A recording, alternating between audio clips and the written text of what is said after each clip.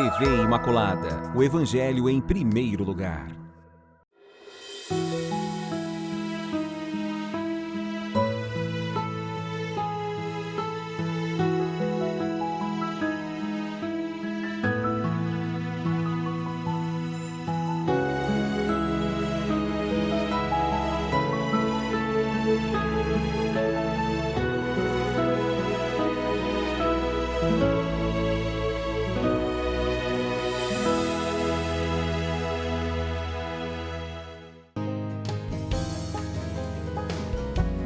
Olá, amigos! Iniciando mais um programa Páginas da Bíblia, com uma nova temporada maravilhosa para que nós possamos conhecer grandes personagens desse sagrado livro.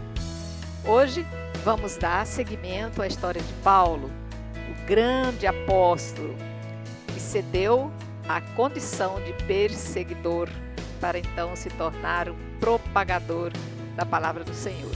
Para nos conduzir nesse estudo de hoje, quero contar com a presença do Padre Carlos Botura. Agradecida, Padre. Mais uma vez, Diácono José Carlos também aqui conosco. Estamos juntos e ligados, né? Então, vocês podem pegar aí para que a gente possa já dar início a esse nosso estudo. O segundo livro de Coríntios, capítulo 12. Vamos já ter uma noção aí de como nós vamos entender um pouco mais Paulo, versículos de 1 a 10, vai estar escrito assim: é preciso gloriar-se? Por certo, não convém. Todavia, mencionarei as visões e revelações do Senhor. Conheço um homem em Cristo que há 14 anos foi arrebatado ao terceiro céu. Se em seu corpo, não sei. Se fora do corpo, também não sei. Deus o sabe. Eu sei que esse homem, se no corpo ou fora do corpo, não sei, Deus o sabe. Foi arrebatado até o paraíso e ouviu palavras inefáveis, que não é lícito ao homem repetir. No tocante a esse homem, eu me gloriarei. Mas no tocante a mim, só me gloriarei das minhas fraquezas. Se quisesse gloriar-me, não seria louco, pois só diria a verdade. Mas não o faço, a fim de que ninguém tenha a meu respeito conceito superior àquilo que vê em mim ou me ouve dizer. Já que estas revelações eram extraordinárias para eu não me encher de soberba, foi-me dado um aguilhão na carne, um anjo de Satanás para me espantar, a fim de que não me encha de soberba. A esse respeito, 3 vezes pedi ao Senhor que o afastasse de mim. Respondeu-me, porém, basta-te a minha graça, pois é na fraqueza que a força manifesta todo o seu poder. Por conseguinte, com todo ânimo, prefiro gloriar-me das minhas fraquezas, para que pouse sobre mim a força do Senhor. Por isso me comprazo nas fraquezas, nos opróbrios, nas necessidades, nas perseguições, nas angústias por causa de Cristo. Pois, quando sou fraco, então é que sou forte. Eu vou começar aqui pelo Diácono José Carlos, e eu acho assim extraordinária a ação que o Senhor faz em cima deste homem. Porque este homem era um homem cheio de conhecimento, cheio de nobreza, cheio de autoridade, um homem imbuído de todo o seu destemor para fazer o bem como ele acreditava ser o bem. Perseguição a essa igreja nascente. E agora, de repente, ele vê esse homem no chão, se entregando ao bel prazer do Senhor. É algo assim que a gente precisa entender como é que se dá esse processo, né, Diácono? Esse processo, creio eu, se dá pela mística de São Paulo. Ele, além de toda essa preparação que ele teve na sua infância, Gamaliel, tudo aquilo que nós vimos no programa anterior, ele soube se abandonar, ele aceitou o senhorio de Jesus, quem ele chamava de Quírios. E Jesus Cristo crucificado e ressuscitado.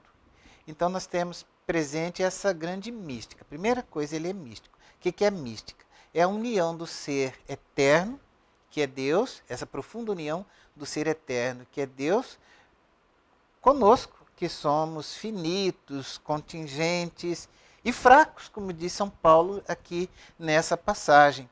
Então, assim, qual é a mística? Essa união que ele tem com o nosso Senhor Jesus Cristo, crucificado, ressuscitado. Em outras passagens ele diz que ele anuncia, qual que é o evangelho que ele anuncia? É Cristo, e Cristo crucificado, né? Que é loucura para os judeus, loucura para os pagãos. Perdão. Loucura para os pagãos e escândalo para os judeus. Escândalo para os judeus. Era um escândalo a cruz, porque lá no Deuteronômio diz: maldito aquele que for pendurado no madeiro. Então a cruz é a grande mística de São Paulo. Vivo não mais eu, mas Cristo vive em mim. Então ele é um homem profundamente místico, ele é também contemplativo, além de ser um homem de ação que nós conhecemos. E aqui, também noutra passagem, ele diz aos Colossenses que ele completa na carne dele os sofrimentos que faltam à cruz de Cristo, né? Isto é, a igreja. Então essa mística, o sofrimento dele, ele associa aos sofrimentos da cruz de Cristo. E tudo ele dedica a Cristo. E aqui ele revela um pouco desse lado místico dele. Deus dá a ele, quando ele se refere a esse homem de quem ele se gloria, ele está falando dele mesmo, que ele teve essa revelação extraordinária. Foi arrebatado ao terceiro céu. Arrebatado ao terceiro céu. E isso, só os grandes místicos. São Paulo, além de tudo, é um grande místico. Só que ele disse gloriar das fraquezas, né? E interessante, como ele tinha essa tendência, Deus em sua misericórdia coloca sobre ele um espinho na carne, que fala sobre o espinho na carne. Aí não sabemos se é uma determinada situação, se é uma enfermidade, alguns acreditam que fosse uma enfermidade, e que ele pediu para Jesus por 3 vezes que tirasse aquele sofrimento dele. E aí Jesus disse para ele: a minha graça te basta. Então ele disse que ele se gloria, se ele tiver que se gloriar, ele se gloria nas fraquezas. Pois quando ele está fraco, então ele se torna forte. O que significa isso? Que ele era despojado, como ele tem essa mística do Cristo crucificado. O que acontece na cruz? São Paulo mesmo, ele faz essa narrativa lá na carta aos Filipenses, capítulo 2, versículos de 5 a 11, ele faz essa narrativa da kenosis, traduzindo, o esvaziamento, o despojamento de Jesus, que sendo Deus, não se prevalece da sua condição divina, mas se torna escravo, servo de todos, né? E obediente, é fiel até a morte, e morte de cruz. Olha aí novamente a teologia da cruz. Só que ele transmite essa passagem, que é uma passagem litúrgica lá da igreja primitiva. Então ele diz: tende em vós os mesmos sentimentos de Cristo Jesus. E aí ele narra toda essa kênose, todo esse esvaziamento. E nós percebemos que essa espiritualidade paulina é assim permeada pela kênose, pelo esvaziamento, pelo despojamento. Então ele se esvazia de tudo aquilo que ele tinha, que é considerado grande entre nós. Quando nos referimos a ele como esse homem que conhecia grego, hebraico, aramaico, latim, que estudou com Gamaliel. Tudo isso ele disse que se torna lixo diante da cruz de Cristo. Então, quando ele está fraco, é que ele se sente forte. Por quê? Porque ele se esvazia. Então, essa espiritualidade ela é muito válida para nós, porque quando nós nos esvaziamos da nossa autossuficiência, né, então Deus tem lugar para agir dentro de nós. E era esse esvaziamento, esse despojamento de Paulo nesse completar os sofrimentos da cruz de Cristo na carne dele, que lhe dava toda essa força para ser esse grande missionário e toda essa ação. Né? Como diz lá o Carlos Mestres, quando fala sobre a Léxio Divina, né? A contemplação. Contemplar o mistério para então partir para a ação, para a missão, para o compromisso de vida. Padre Carlos. É muito bom recordarmos esse ponto, né? Que como o diácono muito bem falou, parte de Jesus Cristo passa pela experiência na carne viva, digamos assim, também de Paulo, e que é muito deixada de lado. Temos o perigo constante, e acontece frequentemente, deixarmos de lado essa experiência de Jesus e de São Paulo. E aqui me referindo, primeiramente, no nível teológico, quando se diz da teologia da prosperidade. Segunda coisa, nos fatos que presenciamos algumas tantas vezes, infelizmente, em que existe, né, claro que o nosso culto a Jesus tem que estar revestido de dignidade, mas não de luxo, não de grandeza, não de uma beleza que, na verdade, se reverte não no culto a Deus, mas no culto de si mesmo. Então nós temos, né, tanto e muito a nível, digamos assim, pessoal, mais do que eclesial, mas também eclesial, de tanto bispos, pastores, padres, etc., construírem mansões para si mesmos, né, em nome de não sei qual Cristo, de um Cristo falsificado, porque nós destacamos em primeiro lugar, então, não esse esvaziamento de que o diácono coloca e que é experiência de Jesus indo até a morte de cruz e dele sofrendo, e todos os cristãos a quem Jesus diz: quem quiser me seguir, pegue a sua cruz e me siga, e não pegar o seu manto de glória e segui-lo. Isso é para depois, é para a eternidade. Então, repito, o culto cristão, em geral, deve ser digno, mas quando começa a se revestir de luxo, nós estamos pervertendo a cruz de Cristo. Né? Prestemos muita atenção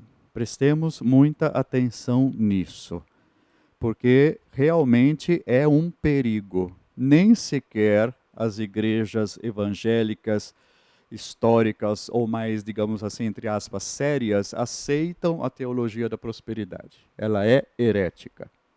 No Antigo Testamento, que é usado, né, por essas pregações daqueles que vão por essa linha, pode ver lá que todas elas pegam referências do Antigo Testamento e não do Novo Testamento. Tá? Então, a experiência mística verdadeira não é a de procurar o sofrimento por si mesmo, não é isso, mas é a mística de quem, com Jesus, abraça a cruz, toma sua cruz para segui-lo com fidelidade. Então, nós temos aí São Paulo, e é bom relembrar, né?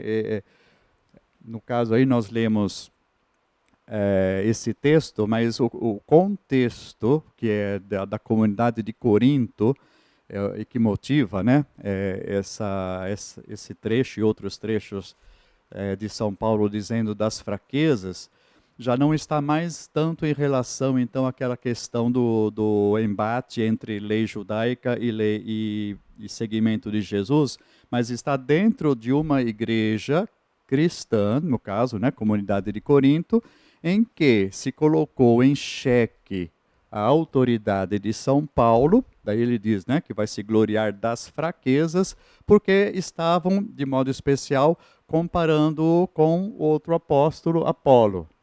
E Apolo era bonitão, Apolo tinha oratória, né? E muita gente se pendeu para o lado do Apolo e queriam desclassificar São Paulo como verdadeiro mensageiro da cruz de Cristo. Então, vamos dizer, né? Nós somos tentados frequentemente ao glamour, né? Ao luxo, e abandonar o verdadeiro seguimento do Senhor, também nas mediações humanas, né? É mais bonita a casula daquele padre do que daquele outro, é mais bonito esse santuário do que o outro, é mais bonita essa imagem de Nossa Senhora do que outra, e vamos pelo bonito e não vamos pelo Evangelho. Eu gostaria de citar aqui nessa mesma carta, segunda carta aos Coríntios, no capítulo 11, versículo 22 seguintes, a essa disputa aí de Paulo e Apolo, que na verdade ele não disputa com ninguém. Mas os fiéis da comunidade, uns se apegavam, não, eu sou discípulo de Apolo, eu sou discípulo de Paulo. Paulo diz que todos nós somos de Cristo. E aqui ele faz assim um breve testemunho da cruz dele, dos sofrimentos dele. Então, no capítulo 11, versículo 22 seguinte, ele pergunta desses eminentes apóstolos, né, como Apolo, por exemplo, são hebreus? Também sou. São israelitas? Também eu. São descendentes de Abraão? Também eu. São ministros de Cristo? Como insensato digo, muito mais eu, muito mais pelas fadigas, muito mais pelas prisões, infinitamente mais pelos açoites. Muitas vezes vi-me em perigo de morte. Dos judeus recebi 5 vezes os 40 golpes menos um. 3 vezes fui flagelado, 1 vez apedrejado, 3 vezes naufraguei. Passei por 1 dia e 1 noite em alto mar, fiz numerosas viagens, sofri perigo nos rios, perigo dos ladrões, perigo por parte dos meus irmãos de estirpe, perigo dos gentios, perigo na cidade, perigo no deserto, perigo no mar, perigo dos falsos irmãos. Mais ainda, fadigas e duros trabalhos, numerosas vigílias, fome, sedes, múltiplos jejuns, frio e nudez. E isto sem contar o mais, a minha preocupação cotidiana, a solicitude que tenho por todas as igrejas. Quem fraqueja sem que eu também me sinta fraco? Quem tropeça sem que eu também fique febril? Se é preciso gloriar-se, de minha fraqueza é que me gloriarei. Muito bem. Testemunho tanto, né?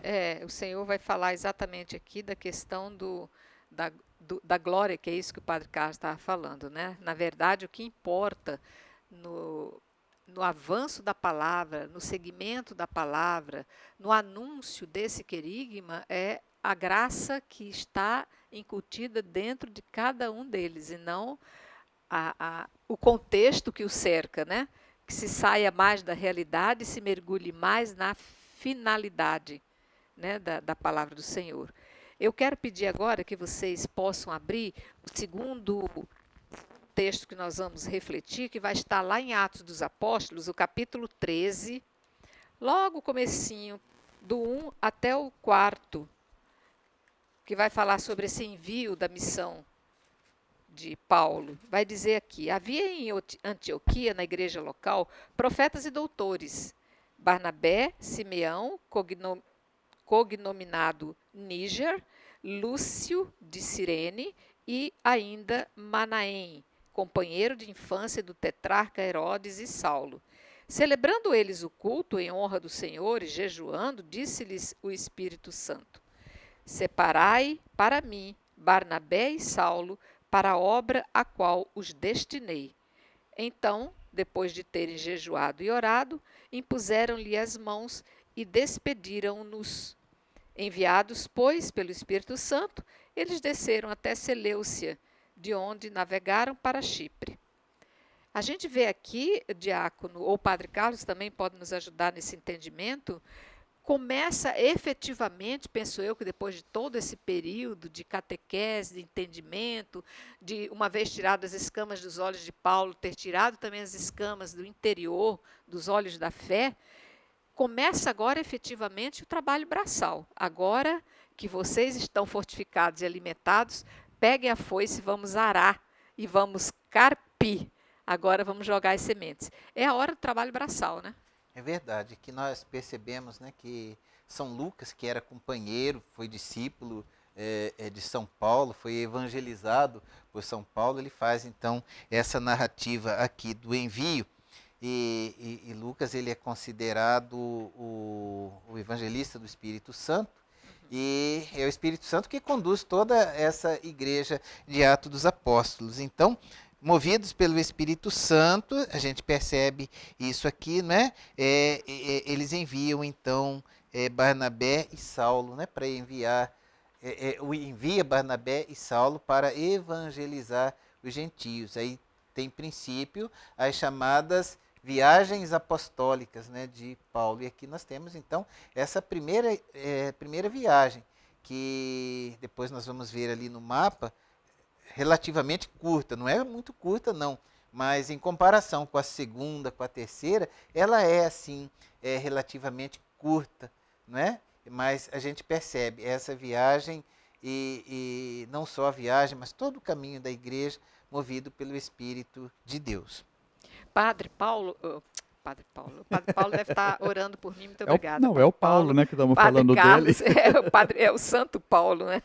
Padre Carlos, nós vamos ver aqui, então, que o Espírito Santo de Deus já tenta sair do coração do aprendizado, do nascimento da nova igreja cristã e tenta jogar seus braços para um mundo desconhecido.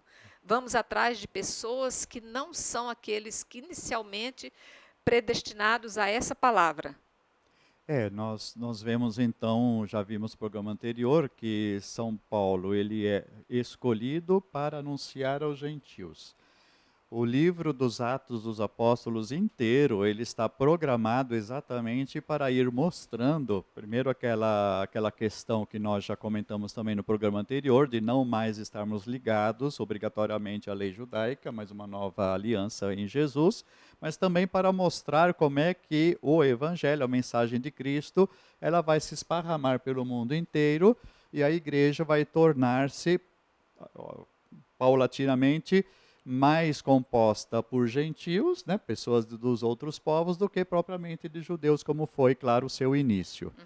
Então, nós temos aí, né, nessa narrativa toda dos Atos Apóstolos, a Paulo escolhido para essa pregação aos gentios e o progresso, então, dessa mensagem, também geograficamente atingindo até os confins do mundo de São Paulo, né, que nós vamos também ver um trecho que fala sobre isso. Então, nós vemos que o Evangelho, ele nasce para todos os povos e vai alcançar todos os povos do momento, né? E na região, primeiramente, claro, ao redor de Jerusalém, depois ao redor de Antioquia, que se torna o centro difusor através de Paulo e Barnabé, como foi colocado aqui para nós, e chegando bem mais à frente. Então, nós falamos de uma primeira viagem, como o diácono aqui colocou, que não sai de muito longe geograficamente, passando por diversas comunidades, a gente vai ver rapidamente aí através de um mapa também, não é? E nessa primeira viagem, como foi a leitura que você fez, passando primeiramente por Chipre, que era a terra natal de Barnabé. Nessa primeira viagem, é Barnabé que chefia ainda a expedição, então, a missão para o qual o Espírito Santo pede que os dois sejam separados e enviados, né? E retornam a Antioquia depois de algumas cidades.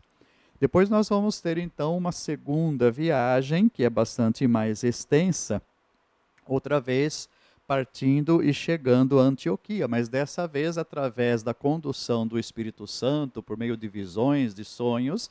Inclusive, eles entram para a parte da Europa já, né? Principalmente a Grécia, sul da Grécia, onde vai estar Corinto, onde vai estar Tessalônica, né, que se tornam comunidades importantes, especialmente devido às cartas, às preocupações de Paulo com essas comunidades fundadas na segunda expedição missionária, onde eles vão e retornam por algumas cidades, primeiramente, claro, anunciando, sempre primeiramente na sinagoga aos judeus, mas depois, né, como encontram resistência, anunciam aos gentios, forma o núcleo da comunidade cristã nessas cidades, continua sempre avante, não é? São Paulo, ele é alguém que não para, como Jesus, né? Quando Jesus quiseram que Jesus numa ocasião permanecesse onde estava, ele fala, eu não fui enviado para isso, fui enviado para anunciar em outros lugares também. E assim é São Paulo igualmente, né? Ele não para,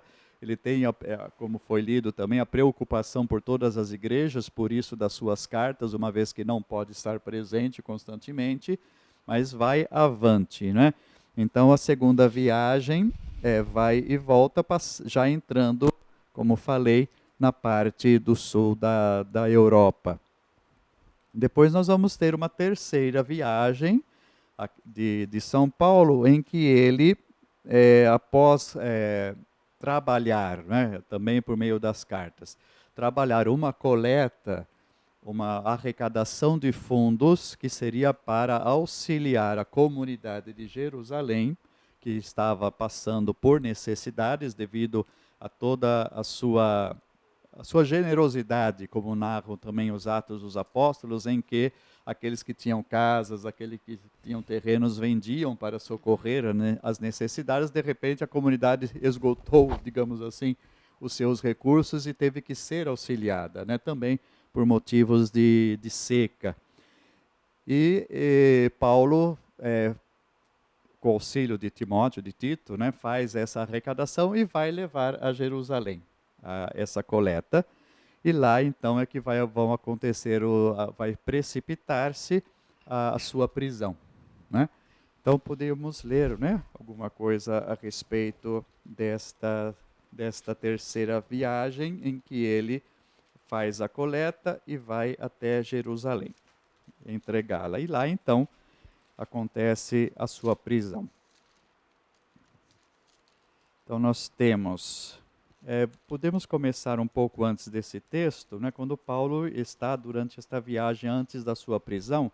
Vamos ver lá Atos 20, 17, onde ele se encontra na cidade e chama em Éfeso, e chama os presbíteros da comunidade de Mileto. E se diz, Só 17, padre? Pode ser um pouco mais. Aqui vai dizer, de Mileto mandou emissários a Éfeso para chamarem os anciãos daquela igreja. Quando chegaram, assim lhes falou: vós bem sabeis como procedi para convosco todo o tempo, desde o primeiro dia em que cheguei à Ásia. Servi ao Senhor com toda a humildade, com lágrimas e no meio das provações que me sobrevieram pelas cidades dos judeus. E nada do que vos pudesse ser útil eu negligenciei de anunciar-vos e ensinar-vos em público e pelas casas, conjurando judeus e gregos ao arrependimento diante de Deus e à fé em Jesus nosso Senhor. Depois ele se despede, né? Agora, Isso. acorrentado pelo Espírito, dirijo-me a Jerusalém sem saber o que lá me sucederá. Senão que, de cidade em cidade, o Espírito Santo me adverte, dizendo que me aguardam cadeias e tribulações.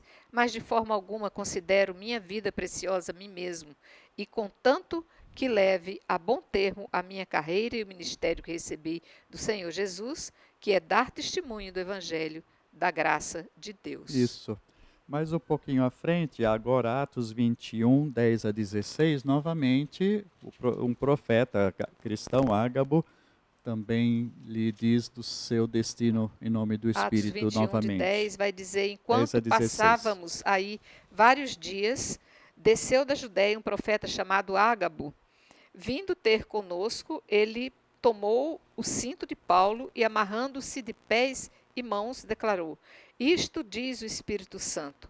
Assim, os judeus prenderão em Jerusalém o homem a quem pertence este cinto e o entregarão às mãos dos gentios. Ao ouvirmos essas palavras, nós e os do lugar começamos a suplicar a Paulo que não subisse a Jerusalém. Mas ele respondeu: que fazeis, chorando e afligindo meu coração? Pois estou pronto, não somente a ser preso, mas até a morrer em Jerusalém pelo nome do Senhor Jesus. Como não se deixasse persuadir, aquietamo-nos, dizendo: seja feita a vontade do Senhor. Veja bem que aí, inclusive, usa-se uma expressão que o próprio Jesus diz quando anuncia a sua paixão aos discípulos, né? Será entregue nas mãos dos gentios. E depois também Jesus, quando está enviando os seus discípulos, confirmando a missão de seus discípulos, isso tudo é esquema de São Lucas, né? Mas nos coloca que os cristãos seriam perseguidos, seriam presos, levados à presença de reis e de governadores. E isso acontece com Jesus, diante de Herodes, diante de Pilatos, e vai acontecer com Paulo também, diante de governadores e reis, né? Já preso, que daqui a pouco então nós vamos ver essa leitura. Então, padre, eu vou fazer o seguinte, o senhor vai esperar um pouquinho. A viagem de Paulo são maravilhosas, longas, cheias de emoção. Portanto, eu peço um pequeno intervalo para que a gente possa já voltar com esse entendimento de suas viagens.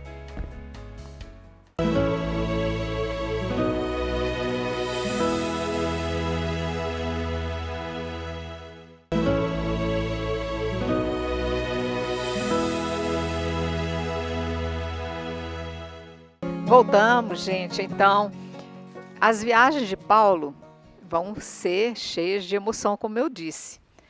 Vamos agora para o momento em que, numa dessas viagens, acontece a prisão de Paulo. Eu quero que vocês abram aí Atos, que é onde vocês já estão. Vamos lá, estamos no capítulo 21. Vamos lá para o versículo 27. Vai dizer assim: os 7 dias estavam chegando ao fim, quando os judeus da Ásia, tendo-o percebido no templo, amotinaram toda a multidão e o agarraram, gritando: homens de Israel, socorram! Este é o indivíduo que fala a todos e por toda parte contra o nosso povo, a lei e este lugar. Além disso, trouxe gregos para dentro do templo, assim profanando este santo lugar. De fato, viram antes até Trófimo, o Efésio, com ele na cidade, e julgavam que Paulo o houvesse introduzido no templo. A cidade toda agitou-se, houve aglomeração do povo. Apoderaram-se de Paulo e arrancaram-no para fora do templo, fechando-se imediatamente as portas. Já procuravam matá-lo quando chegou ao tribuno da corte a notícia: toda Jerusalém está amotinada. Ele imediatamente destacou soldados e centuriões e arremeteu contra os manifestantes. Estes, à vista do tribuno e dos soldados, cessaram de bater em Paulo. Aproximou-se então o tribuno, deteve-o e mandou que o prendessem com 2 correntes, e depois perguntou quem era e o que havia feito. Uns gritavam uma coisa, outros outra, na multidão. Não podendo, pois, obter uma informação segura por causa do tumulto, ordenou que o conduzissem para a fortaleza. Quando chegou aos degraus, Paulo teve de ser carregado pelos soldados por causa da violência da multidão, pois a massa do povo seguia gritando: a morte com ele. Estando para ser recolhido à fortaleza, disse Paulo ao tribuno: é-me permitido dizer uma palavra? Replicou o tribuno: sabes o grego? Não és tu, acaso, o egípcio, que dias atrás sublevou e arrastou ao deserto 4 bandidos? Respondeu-lhe Paulo: eu sou judeu de Tarso, da Cilícia, cidadão de uma cidade insigne. Agora, porém, peço-te, permite-me falar ao povo. Dando-lhe ele a permissão, Paulo, de pé sobre os degraus, fez sinal com a mão ao povo. Fazendo-se grande silêncio, dirigiu-lhe a palavra em língua hebraica. Aqui vem a grande proeza dele falar também grego. Pois padre? né? Passo para o senhor, então. Isso tudo. Aqui é só para narrar, então, a circunstância de Paulo preso, sendo acusado de estar profanando tanto a lei de Moisés, aquela questão que nós vimos, né, de ele dizer que não era, a partir de Jesus, né, que não era mais obrigado aquele que era gentil continuar observando toda a lei judaica, né?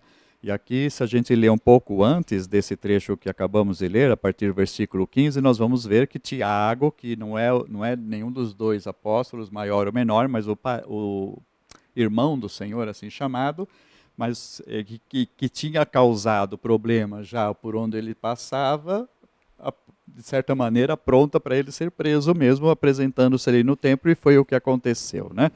Então aqui ele fala com o tribuno, né? Ele se dirige em grego. Veja bem que o tribuno ele é romano, mas a língua franca ainda era o grego, que ele começa a se dirigir então dessa maneira, e depois vai fazer um discurso, né, para o povo ali que o queria preso e morto, no hebraico, que também dominava, né?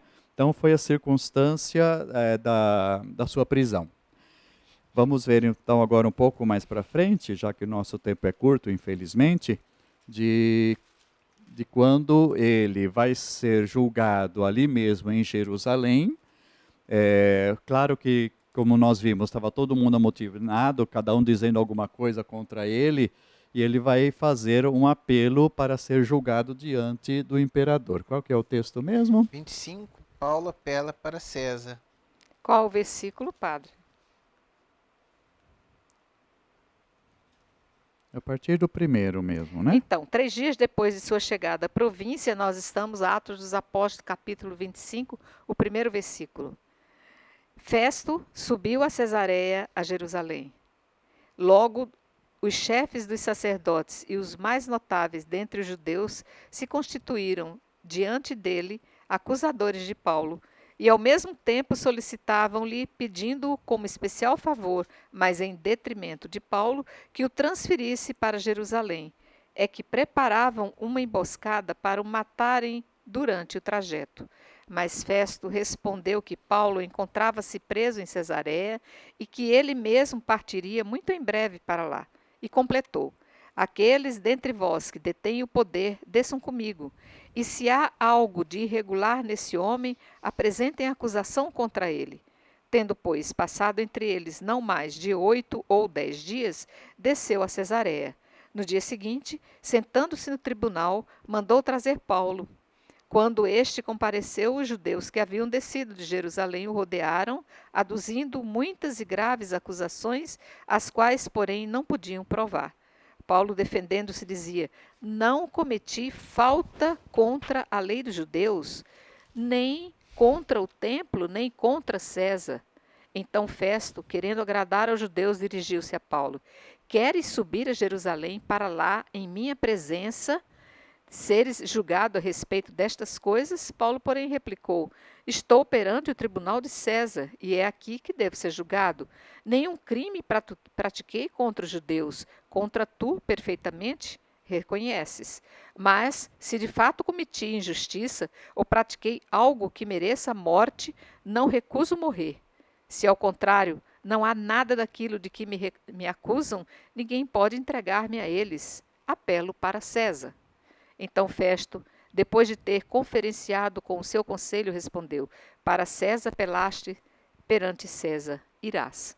Aqui começa o fim de Paulo. Ele preso em Jerusalém, veja bem, é levado diante de Festo, governador, em Cesareia. Depois desse trecho ainda, na leitura, ele vai ser levado diante do rei Agripa. E depois, então, ele continuará a viagem e será levado a Roma prisioneiro, como ele apelou, como tinha o direito para isso como cidadão romano. Ele apela para ser julgado diretamente pelo imperador, e isso, então, ele vai ser levado para Roma. A partir do capítulo 27, nós temos, então, esse envio dele para Roma, vai passar por um naufrágio novamente, né, no meio do caminho, vai passar por Malta até chegar a Roma, e depois, né, essa narrativa dos Atos Apóstolos se interrompe, dizendo que em Roma, Paulo, ele é auxiliado por cristãos ali da cidade, aluga uma casa onde permanece por um largo período de tempo ainda, esperando até que pudesse ser apresentado diante do imperador para ser julgado, mas não é narrado isso, né? Mas essa presença diante do imperador termina antes, então, dizendo que ele, apesar de preso em Roma, ele tinha liberdade de ensinar também o evangelho às pessoas que iam até a casa que ele tinha alugado e onde morava, né? Então, e depois, então, a gente não sabe muito bem ao certo como é que as coisas transcorreram. Aqui, então, para a narrativa dos Atos dos Apóstolos, segundo Lucas, e nós ficamos meio que na penumbra das informações, né?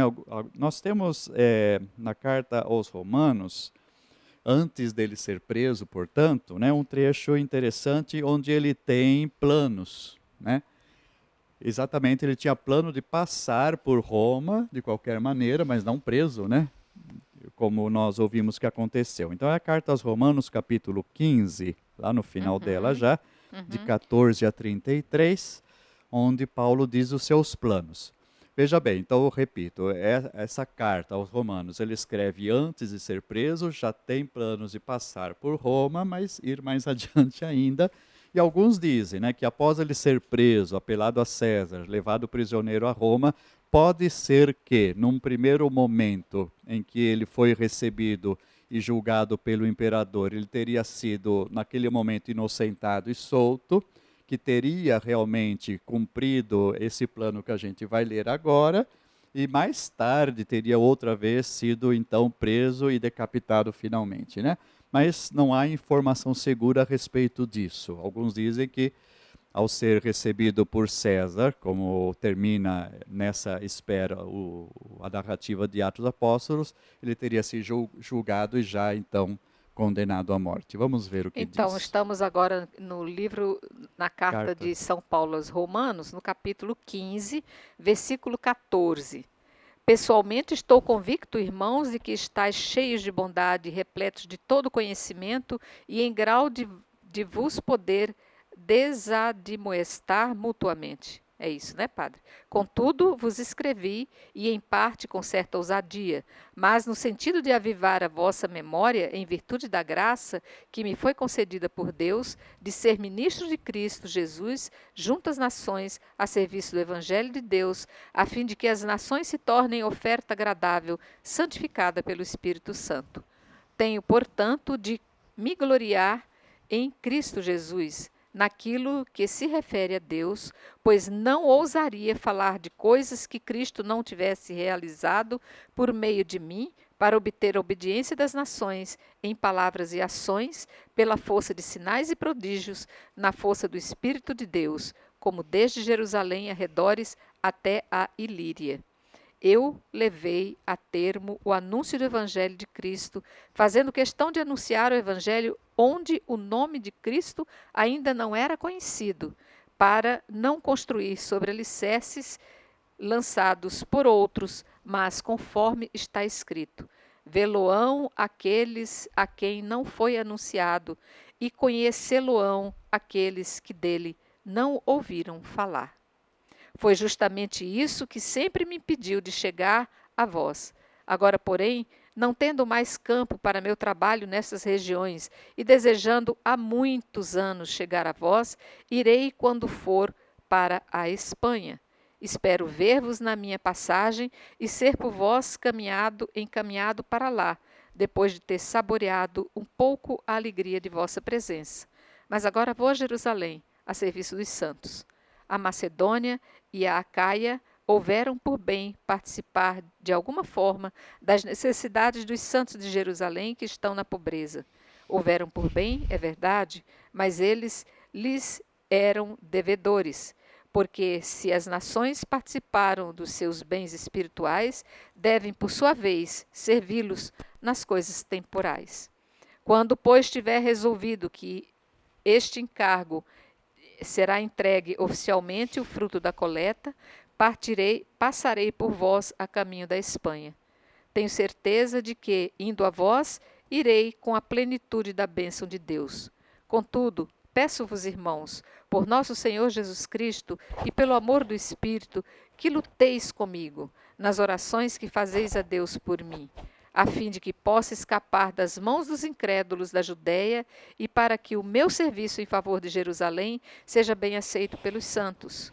Assim, se Deus quiser, poderei visitar-vos na alegria e repousar junto de vós. Que o Deus da paz esteja com todos vós. Amém. A gente vê aqui já um tom melancólico em Paulo, um tom de despedida, um tom de cansaço pelo serviço realizado. É isso, diácono? Sim, mas aqui ele fala duas vezes sobre a Espanha, que faz parte aí da terceira viagem missionária. Há alguma controvérsia que ele tenha chegado ou não à Espanha, mas em todo caso aqui ele cita duas vezes, não é a Espanha. essa viagem pode se ter dado, então, nesse momento em que ele foi para Roma, que aqui, quando ele escreve, ele ainda não tinha ido para Roma. Certo. Foi Então, antes estava dele preso. ter se destinado, ele foi a Jerusalém, foi julgado, preso, e aí depois ele apela para César, então ele vai.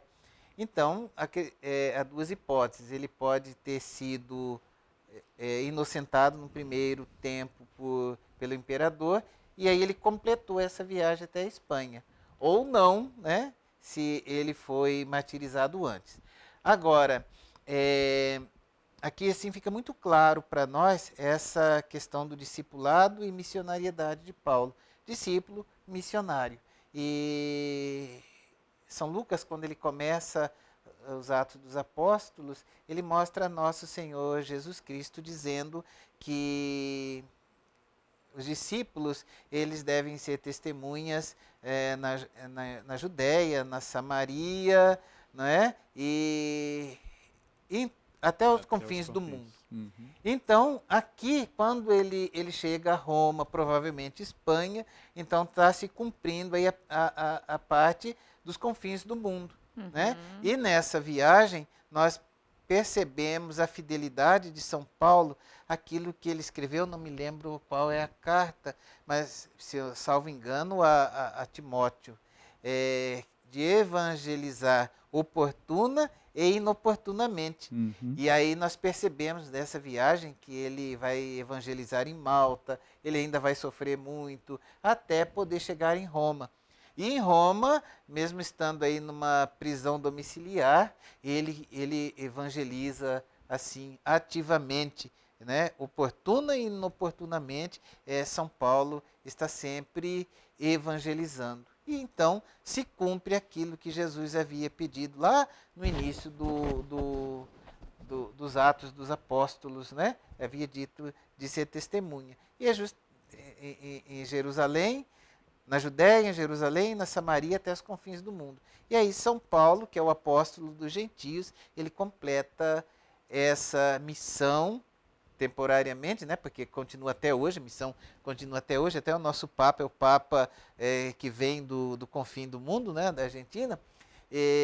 Então é muito importante assim, para nós, hoje, sermos esses discípulos missionários, continuadores dessa missão, desse ide de Nosso Senhor.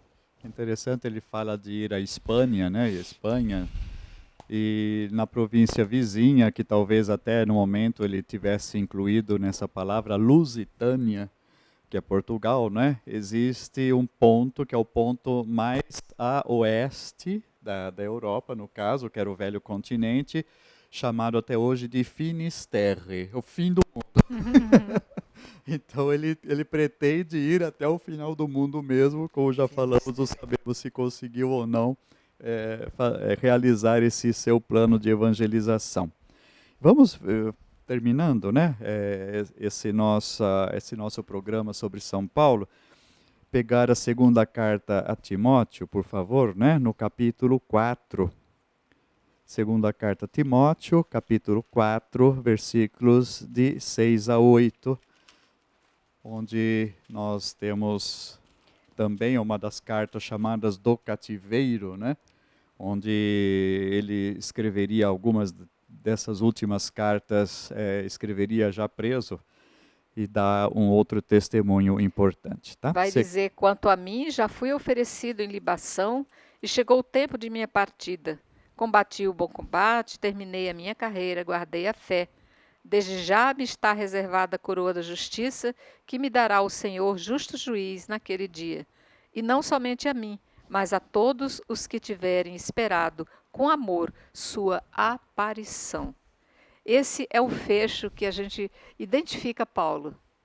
Paulo, daquele homem que a gente viu no começo, a este homem que chega a abraçar a cruz, há uma nítida transformação, transfiguração na pessoa de Paulo. E ele termina de forma brilhante a sua carreira, realmente. Como nunca identificado a Jesus. Exatamente, em tudo identificado na ao morte, Senhor. nos sofrimentos, na morte e na esperança, então, da Na ressurreição e da coroação na glória.